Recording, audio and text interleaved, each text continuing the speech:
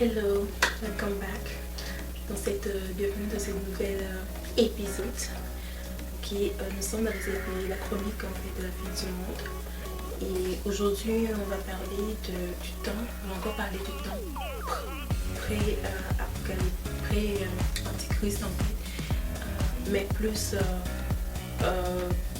pour les personnes qui seront dans le monde, les chrétiens qui seront dans le monde à ce moment-là.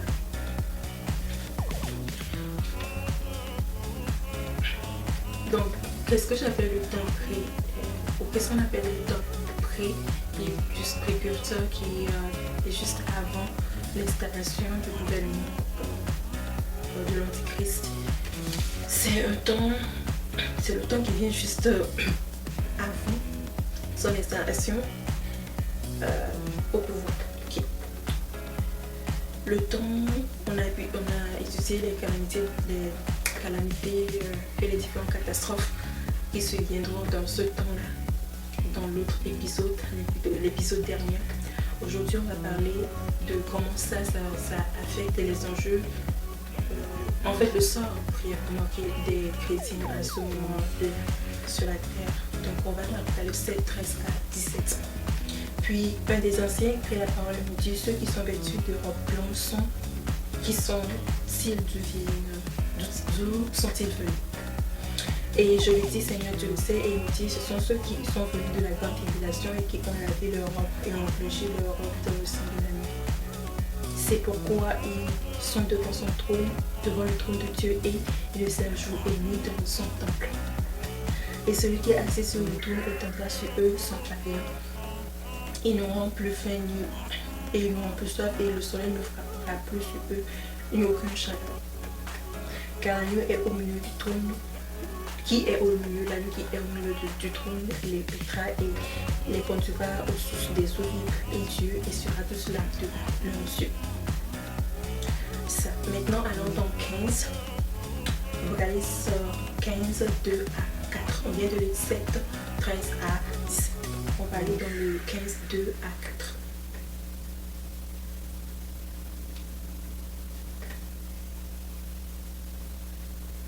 Je vis aussi comme une mer de fer mêlée de feu.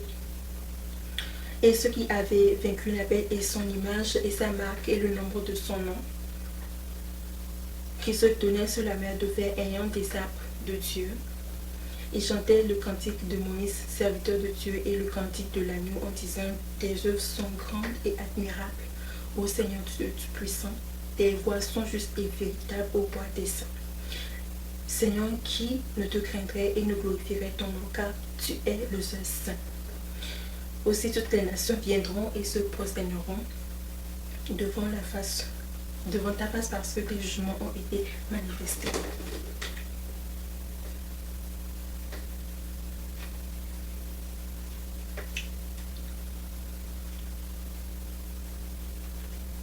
Donc là on a vu deux groupes de personnes distinctes. Donc les premières qu'on a vu, on dit: ah voilà ceux qui sont venus de la grande tribulation, qui ont lavé leurs vêtements dans le sang de l'agneau, etc., etc., etc. Et on s'entend que Jean, dans ce moment qui recevait cette vision, c'était aussi un temps de persécution sévère qui avait sévi à ce moment-là. Vous suivez un peu, ou bien si vous étudiez un peu l'histoire de l'Église en partant de ce moment-là et toutes ces persécutions qu'ils ont eues avec le gouvernement romain d'antan et le roi et en particulier qui brûlait les chrétiens littéralement au feu. Il y a vraiment un historique. Si tu le veux, on aura l'occasion d'étudier ça clairement. Ok, toute l'historique, on fera vraiment toute l'historique. Une étude approfondie de l'histoire de l'Église. Ok. Bref, donc on a deux catégories de personnes. On comprend qu'au moment où on reçoit cette vision, à ce moment-là, dans ce temps, bien juste après eux, je ne sais pas à quel moment précisément, c'est vrai qu'il y a eu une très grande tribulation, mais on sait que la vision qu'il a eue concerne vraiment des temps lointains, dans les temps qui arriveront très bientôt, ok, qui arriveront, c'est à ce temps-là. Donc sans confusion, on peut comprendre que ce n'est vraiment pas ce n'est pas du temps de la persécution romaine sur les chrétiens que on parle. Donc, parce que tout ce qu'il a reçu, toutes les prophéties de ce livre concernent vraiment le temps T, les temps qui vont bientôt commencer à se déballer. Okay? Donc, sans confusion, on peut le dire clairement. Et ces personnes, qui sont-ils? Quand nous descendons, on va retourner ici, dans le chapitre 7, qu'on a vu tantôt.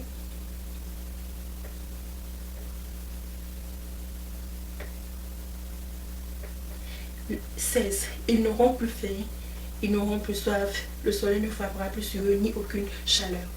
Ils n'auront plus faim, ils n'auront plus soif.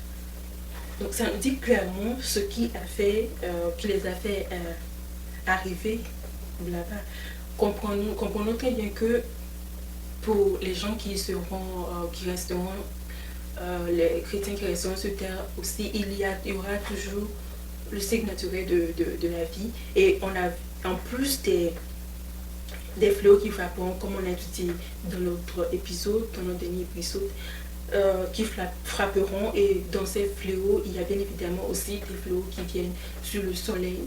Et déjà, on est déjà dans le réchauffement climatique tranquillement qui l'emporte et qui continue de monter avec le temps et qui montera encore plus. On le voit clairement, on le vit tous clairement déjà.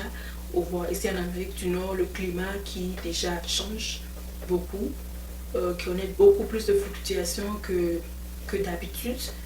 Dans les pays chauds, la chaleur aussi augmente, donc vraiment c'est assez évident aujourd'hui et ça se sent très clairement. Mais en plus de ça, imaginez, ok, ça déjà empiré qui progresse tranquillement pour son expansion, et maintenant les fléaux qui vont venir frapper la nature. Imaginez, c'est quelque chose de fou, c'est quelque chose de fou. Et on nous dit ils n'auront plus faim, ils n'auront plus soif. Ok, ils n'auront plus faim, ils n'auront plus soif. Et beaucoup de gens qui vont aller qui vont rester sur terre à ce moment-là seront frappés de famine, frappés de froid, frappés de chaleur et en viendront au bout, quoi. En viendront au bout et seront littéralement tués par ces choses et vont se retrouver, voilà, vont entrer à la maison, finalement se retrouver de l'autre côté. Ça nous dit clairement, ils n'auront plus ici, ils n'auront plus, c'est que ils avaient. S'ils n'auront plus ça, s'ils n'auront plus faim, c'est qu'ils avaient soif. Et s'ils n'auront plus, une chaleur ne frappera plus sur eux. Si c'était le soleil normal qui frappe tout le monde, pourquoi qu'ils ont dit qu'une chaleur ne frappera plus sur eux? Donc c'est qu'il y a une chaleur qui frappait sur eux, d'autres mots de différentes choses, hein, mots de chaleur, mots de famille, mots de disette, mots de c'est parce que maintenant rentrons un peu dans ce que nous voulons détailler aujourd'hui. C'est que quand Jésus vient et qu'il va prendre ceux qui sont prêts et qui vont partir de l'autre côté, il y a un bouleversement total qui va arriver dans le monde. Et les chrétiens à ce moment sauront très bien qu'est-ce qui les attend et ils fuiront. Jésus a dit quand il vient, il dit deux personnes qui sont dans le même lit, deux femmes qui sont au moulin ensemble, une sera pris, l'autre laissé. Il a dit à ce moment, quand ça surviendra, ceux qui sont en ville qui ne ressortent plus en ville qui partent aux campagnes. Donc on voit dans ce bouleversement, les chrétiens sauront que ils ne pourront plus, okay, à la seconde, même à la minute que les choses vont arriver, ils vont commencer à déjà prendre des fuites, ils vont fuir partout, ils vont aller dans les villages, ils vont aller dans des endroits très reculés, ok, et il est évident qu'ils ne seront plus en vie à ce moment-là. Et comme c'est les pauvres qui en pâtiront beaucoup, on va voir 4 points principaux. Après l'enlèvement, qu'est-ce qui se passe? Les gens vont aller dans les campagnes, vont fuir parce qu'ils savent très bien les événements qui vont suivre, parce que s'ils sont là quand l'Antichrist apparaîtra, ils ne pourront parce qu'à ce moment-là, on va les chercher et on va chercher comme des torches. Ce gouvernement-là va les chercher comme des torches, ok, etc. Et à partir du moment que l'Église de Dieu véritable, celle-là, est enlevée,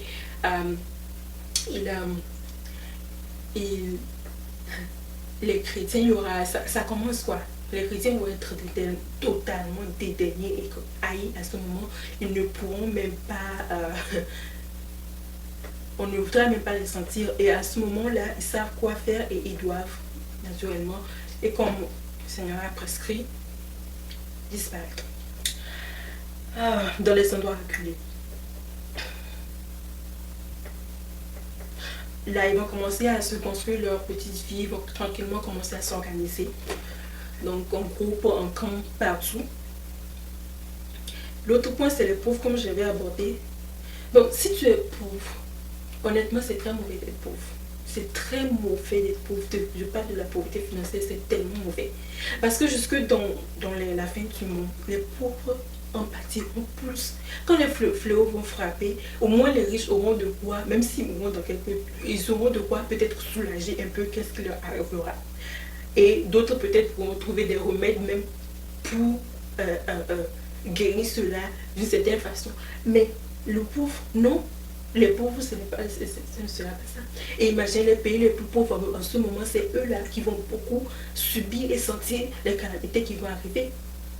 Ça, ils vont sentir ces calamités-là. Et ces gens-là, surtout que la pauvreté qui va arriver va frapper. Les famines qui vont arriver vont frapper. C'est très, très, très, très désavantageux dans la vie d'être dans cette posture. De cette posture. D'être démunis.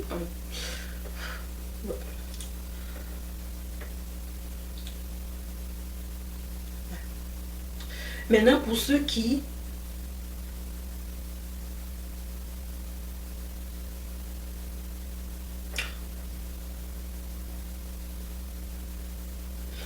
donc les pauvres n'auront pas la capacité de stocker, d'acheter ni de stocker à ce moment-là. Et les pauvres dans le monde chrétien qui ne vont pas s'arranger, qui ne seront pas prêts pour aller de l'autre côté, ce sera très chaud, ne seront pas la capacité de le faire, de s'arranger, s'organiser, d'acheter et de stocker. Mais les riches parmi eux pourront le faire.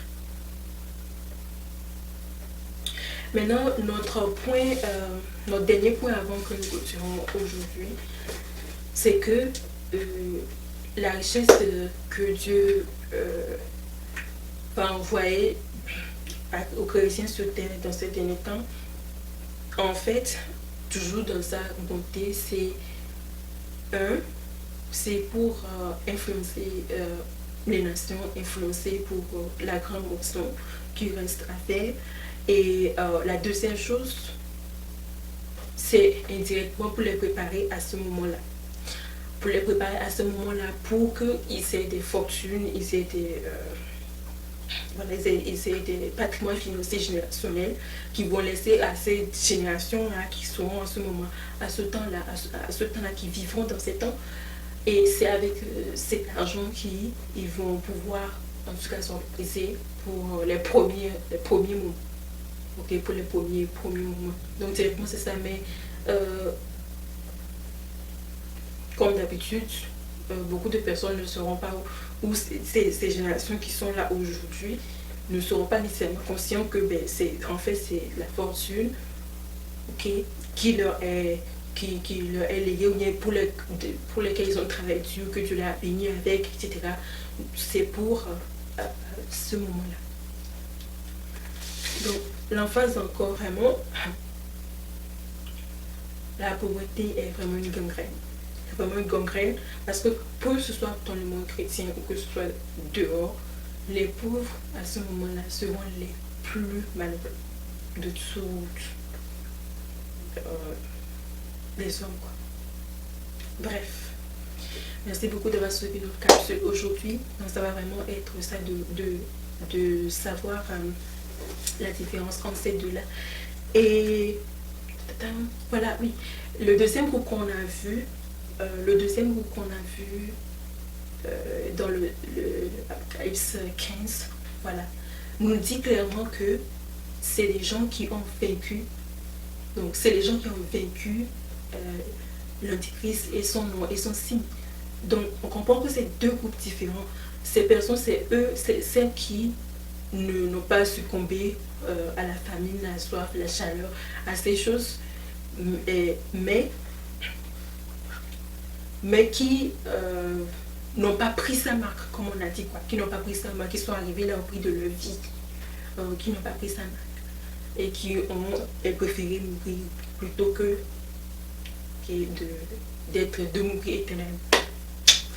Merci beaucoup, passez une bonne journée, une bonne nuit, dépendamment de quand vous regardez.